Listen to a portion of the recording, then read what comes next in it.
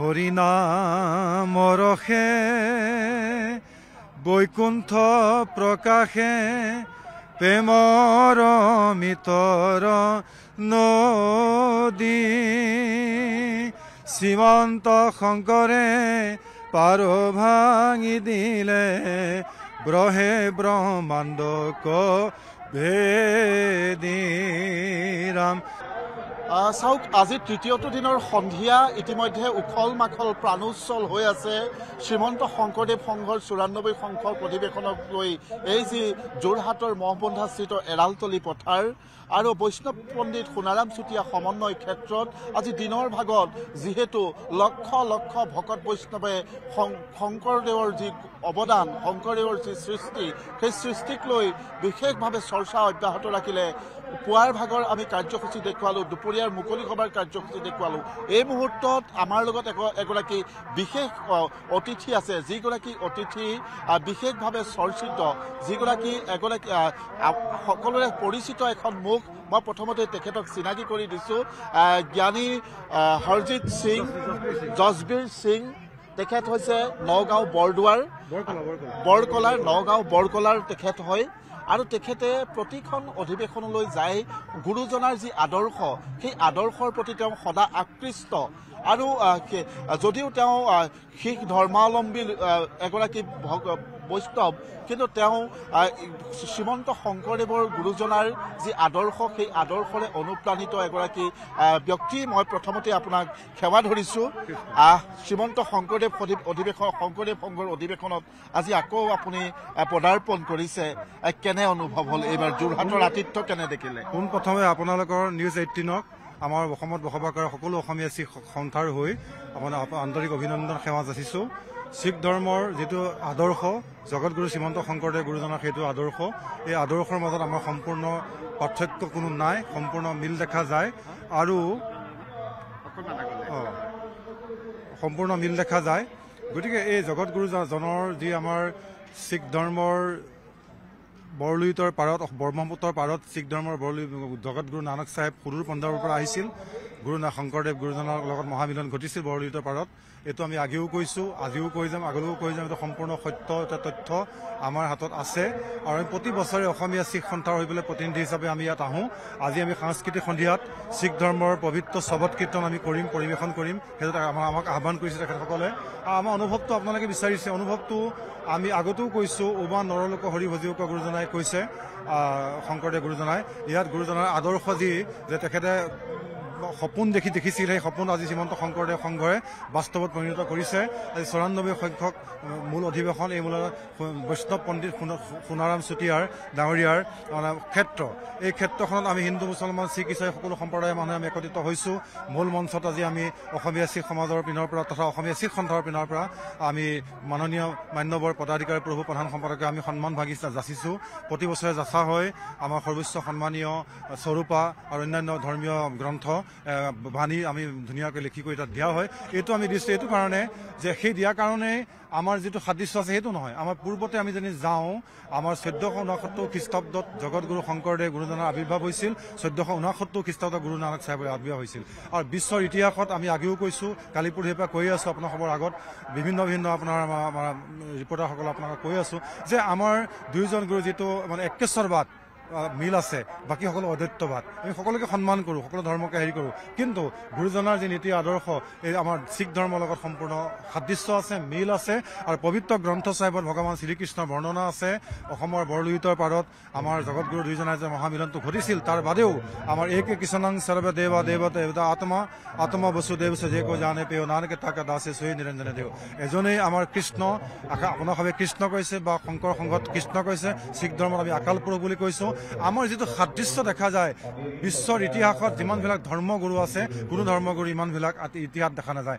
আজি কালি আমি আইদেউগৰাকীমানৰ লগত কথা পাতিছিলোঁ আমাৰ বিশেষ প্ৰতিনিধি শিবিৰত বাটচৰত। তেখেতে কৈছে শিখ বাপ আপুনি প্ৰতি বছৰে আহে, কিন্তু আমিও গুৰুদ্বাৰত গৈছোঁ, আপোনালোকৰো সেই পবিত্ৰ গ্ৰন্থ চাহেবক আপোনালোকে সেৱা শুশ্ৰূষা কৰে, কোনো দেৱ দেৱী পূজা সেৱা নকৰে আৰু দেৱ দেৱী আগৰ প্ৰসাদো গ্ৰহণ নকৰে। আমাৰ শংকৰদেৱৰ ধৰ্মটো তেনেকুৱাই বোলো। সেইকাৰণে এইটো আজি আমি একেশ্বৰবাদ শিখ ধৰ্মটো একেশ্বৰবাদ, শংকৰদেৱৰ ধৰ্ম একশৰণ হৰিনাম ধৰ্মটো একশৰণ হৰিনাম ধৰ্ম, য'ত একশৰণ আছে, গতিকে সম্পূৰ্ণ মিল আছে। সেইকাৰণে আমি বাৰুকৈ আমি প্ৰতি বছৰে আমাক তেখেতসকলে নিমন্ত্ৰণ কৰে, বাৰুকৈ আমি আকৰ্ষিত হৈছোঁ। আৰু আমাৰ ইয়ালৈ আহি থকা প্ৰায় 20 বছৰ অধিক কাল হৈ গ'ল। ডাইৰেক্ট মূলত এতিয়া আমি নিমন্ত্ৰণ কৰি আহোঁ আৰু অসমত বসবাস কৰা অসমীয়া শিখসকলৰ আমি প্ৰতিনিধি হিচাপে আহোঁ। আমি আশা কৰিছোঁ আমাৰ লগত 2-4জন আৰু আহিলে আমাৰ ভাল হয়, কিন্তু আমি চেষ্টা কৰি আছোঁ। বিশেষকৈ আমাৰ আজি সাংস্কৃতিক সন্ধিয়াত আমাৰ শিখ ধৰ্ম সৰ্বোচ্চ সন্মানীয় গুৰু নানক চাহেবৰ সৃষ্টি চবত কীৰ্তন আমি পৰিৱেশন কৰিম, যি মাধৱ প্ৰভুৰ ঘোষা, এক নামেৰে যি ঘোষিত হয় সেয়াই ঘোষা, এক নামেৰে যি ঘোষিত হয় মাধৱ প্ৰভুৰ ঘোষা। মাধৱ প্ৰভুৱে নামঘোষা 1001টা ঘোষাত জগতগুৰু শ্ৰীমন্ত শংকৰদেৱ গুৰুজনাক প্ৰতিষ্ঠা কৰি থৈ গৈছে, বিশেষকৈ বস্তু প্ৰকাশত। তাত কৈছে শ্ৰীমন্ত শংকৰ হৰি ভকতৰ। আপোনাৰ পৰা এফাকি ঘোষাই শুনিবলৈ বিচাৰিম, নিউজ 18ৰ দৰ্শকেও আশা কৰিব আপোনাৰ মুখত এফাকি ঘোষা। তেতিয়াহ'লে আমি ঘোষাৰ মানে বস্তু প্ৰকাশৰ প্ৰথম জাৰি ঘোষাই গাওঁ, প্ৰথম জাৰি ঘোষাই আমি গাওঁ। হৰিনামৰসে বৈকুণ্ঠ প্ৰকাশে প্ৰেমৰ মিতৰ নদী, শ্ৰীমন্ত শংকৰে পাৰ ভাঙি দিলে ব্ৰহে ব্ৰহ্মাণ্ডক ভেদী।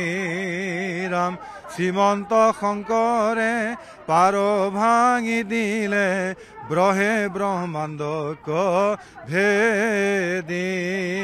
হৰিনামৰ প্ৰেমৰ যি আমাৰ নদীখন, তেখেতে কোনোবা এজনী ভেটা দি আছিল, সেই ভেটালৈ কাৰোলৈ গুৰুজনে ইপিনে সিপিনে নেচায়, সোঁৱে বাৱে কাৰোলৈ নেচায়, তেখেতৰ বাণীৰ মাধ্যমেৰে, তেখেতৰ আদৰ্শৰ মাধ্যমেৰে সেই শ্ৰীমন্ত শংকৰদেৱ গুৰুজনাই আৰু আমাৰ ভেটাটো ভাঙি দি পেলাই প্ৰেমৰ অমিত নদী বোৱাই দিলে।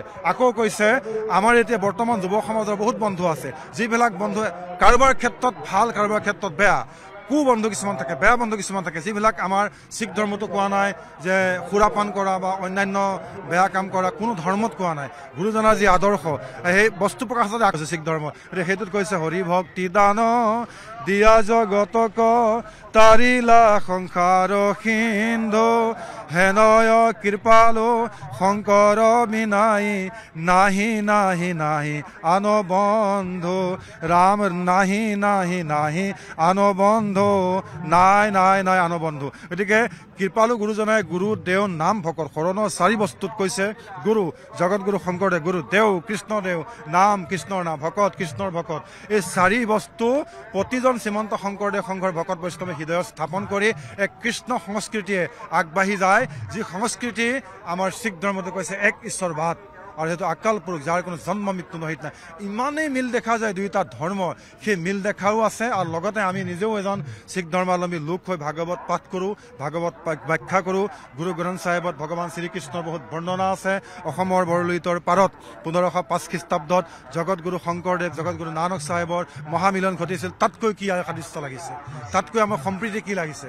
সম্প্ৰীতি চাবলৈ হ'লে আমাৰ দুই ধৰ্মৰ তত্ত্ব কথাবিলাক সকলোৱে আমি বুজো হওক, যে কি কৈছে শিখ ধৰ্মৰ, গুৰু নানকে কি কৈছে, গ্ৰন্থ চাহেবে কি কৈছে। পবিত্ৰ গ্ৰন্থ চাহেবৰ একৰে আৰম্ভ হৈছে, এক ওংকাৰ, এক দেৱ, সতনাম, এক খেপ, বুজি পাইছেনে? গতিকে এক ওংকাৰ সতনাম কৰ্তা পুৰুষ নিৰপহ নিৰ্বিৰাকাল মৃত আজনি সে ভাং গুৰু প্ৰসাদ জপ আদি সচ যুগাদি সচ হে বিশেষ নানক হৈছে বিশেষ। ইয়াৰ অৰ্থটো কি? যদি আমি কীৰ্তনলৈ যাওঁ, এক দেৱ, এক খেপ, এক অভিনে নাহি কি, কথা একেটাই। আপোনালোকলৈ আমি শেহতীয়াভাৱে আমি কাইলৈ পুৱাৰ ভাগতে ইয়াৰ পৰা যামগৈ। আপোনালোক শেহতীয়াভাৱে আমাৰ চৰ্চা, এই যি ভাগৱত চৰ্চা, এই নামঘোষাৰ চৰ্চা, এইখিনি ধাৰাবাহিকভাৱে আপুনি কৰি থাকে? ধাৰাবাহিকভাৱে কৰি থাকোঁ। হয়তো বিশ্বৰ ইতিহাসত বুলিয়ে ক'লেও ভুল নহ'ব, অসমতো নাই চাগৈ। গোসাঁই ঘৰত আমাৰ শিখ ধৰ্ম, আমাৰ গুৰু গ্ৰন্থ চাহেবৰ এটা অংশ চেঞ্চি পাঠ আছে, জপজি চাহেব আছে। আমাৰ গোসাঁই ঘৰত 2খনকৈ ভাগৱত আছে, শ্ৰীমদ ভাগৱত, এখন হৰিনাৰায়ণ দত্ত সম্পাদিত আৰু এখন হৈছে আমাৰ সূৰ্য হাজৰিকাৰ প্ৰভুৰ। সেয়া আমি চাই থাকোঁ, অধ্যয়ন কৰোঁ, বৰগীত গাওঁ আৰু নামঘোষা পঢ়োঁ, ভাগৱত পঢ়োঁ। ভাগৱত বহুত জেগাত নিমন্ত্ৰণ মুখত এফাকি একদম এটা কলি বৰগীত, এফাকি বৰগীত। নাৰায়ণ কাহে ভকতি কৰো তেৰা, হে নাৰায়ণ কাহে ভকতি কৰো তেৰা, মেৰি পামৰো মন মাধৱে ঘনে ঘন হৰিহে ঘাতক পাপনা আসুৰা। গুৰুজন জগত গুৰুজনা কৃপাল গুৰুজনা শংকৰদেৱ গুৰুজনাৰ সৃষ্টি পৰিতাল সম্পূৰ্ণ গাবলৈ সময় ল'ব, আমি এইটো গাওঁ। আপোনাক আমি সেৱা ধৰিছো। আপোনাৰ এই যি চৰ্চা, এই চৰ্চা সদা অব্যাহত থাকক আৰু গুৰুজনাৰ যি আদৰ্শ, সেই আদৰ্শৰে আপুনি যি মনস্থ কৰিছে, সেই মনস্থ আপোনাৰ মনৰ আশা পূৰণ হওক। আপুনি সমাজখন ধুনীয়া কৰাৰ কথা যি কৈছে, একেশ্বৰবাদৰ কথা কৈছে, সেয়া ফলপ্ৰসূ হওক, তাকেই আমি কামনা কৰিছো আৰু ধন্যবাদ জনাইছো। আমি কাইলৈ ৰাতিপুৱা যামগৈ। আমি ভাবো যে কায়িকভাৱে ইয়াৰ পৰা আমি যোৱা নাই, কায়িকভাৱে গৈছো, কিন্তু মনটো আমাৰ সদায় শ্ৰীমন্ত শংকৰদেৱৰ সংগতে থাকিব। আৰু ইয়াতেই বহুত জেগাত জিলা শাখা অধিৱেশন আছে, ভাগৱত পাঠ আহিছে, ক'ৰবাত ব্যাখ্যাকাৰ আহিছে, এইবিলাক নিমন্ত্ৰণ পাই গৈছো নহয় আমি। গতিকে আপোনালোকৰ শ্ৰীচৰণত আমি অসমীয়া শিখ সন্থাৰ হৈ পেলাই সেৱা ধৰিছো। আপোনালোকৰ এই মিডিয়াৰ যোগেদি আপোনালোকৰ কি আছিলে নিউজ 18ৰ জৰিয়তে আমাৰ এই ভগৱানৰ বাণীকণ, যিকণ আপোনালোকে লৈছে দুয়ো ধৰ্মৰ সাদৃশ্য থকা, এই বাণীকণ যাতে আপোনালোকে প্ৰচাৰ কৰে। আৰু আপোনালোকক সেৱা ধৰিছো, ভৱিষ্যতে আপোনালোকৰ লগত ভাতৃত্ব আৰু বন্ধুত্ব যিটো আমাৰ প্ৰেম, এইটো আমাৰ সুদূৰ প্ৰসাৰী হওক। জয় গুৰু শংকৰ, জয় গুৰু নানক। ধন্যবাদ জনাইছো আপোনাক। এয়া আছিলে জ্ঞান জছবীৰ সিং। এইগৰাকী ব্যক্তি নহয়, এইগৰাকী আচলতে এগৰাকী সাধক, গুৰুজনাৰ সৃষ্টিৰ সাধক, যিগৰাকী আচলতে জ্ঞান জছবীৰ সিং ডাঙৰীয়াই প্ৰতি মুহূৰ্ততে এই যি ভাগৱতৰ চৰ্চা সাধনা কৰে আৰু যাৰ বলত আচলতে শ্ৰীমন্ত শংকৰদেৱৰ যি আদৰ্শ, সেই আদৰ্শৰে অনুপ্ৰাণিত হৈ সেই আদৰ্শ বুকুত লৈ ইতিমধ্যে তেওঁ এই চৰ্চা অব্যাহত ৰাখিছে আৰু খুব সুন্দৰভাৱে তাৰ আজি বহিঃপ্ৰকাশ ঘটিছে শ্ৰীমন্ত শংকৰদেৱ সংঘৰ এই যি ৯৪ সংখ্যক অধিৱেশন, এই অধিৱেশনৰ মুকলি সভাত।